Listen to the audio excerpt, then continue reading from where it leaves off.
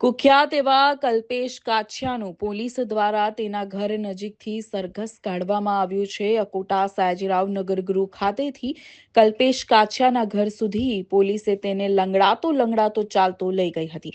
ત્યારે આ મામલે એસીપી સી ડિવિઝન એપી રાઠવાએ કહ્યું હતું કે કલ્પેશની અટક કર્યા પછી પોલીસે તેના ઘરે સર્ચ ઓપરેશન કર્યું હતું.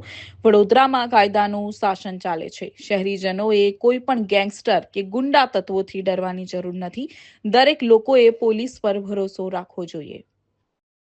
રોજ નવાપુરા પોલીસ સ્ટેશનમાં નરેશ નૈનાની દ્વારા એક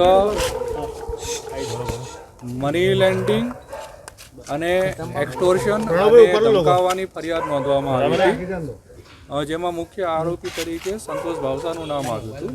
અને પછી એની પૂછપરછ દરમિયાન કે આ પૈસા ક્યાંથી લાવેલ છે, તો જાણીતો જે ગુનેગાર છે અને જેના પર ઘણા બધા કેસીસ હતા એવા કલ્પેશ કાછિયાનું નામ છે. એનું બહાર નામ ખુલેલ હતું કે આ જે પૈસા છે તે કલ્પેશ કાછિયા નામના વ્યક્તિ પાસેથી લાવતો હતો અને એ વ્યાજે ફેરવતો હતો. ત્યારબાદ આ કલ્પેશ કાછિયા છે એનો સંપર્ક બંધ થઈ ગયો હતો અને વિવિધ જગ્યાએ રખડતો કરતો હતો કે પોલીસની બચવા માટે આણંદ ગયો હતો, ભરૂચ ગયો હતો, સાળંગપુર ગયો હતો અને પછી કાલે એને વલસાડ અને પછી કાલે એને દમણથી અમારી શહેર પોલીસ દ્વારા એને પકડી લેવામાં આવ્યો છે.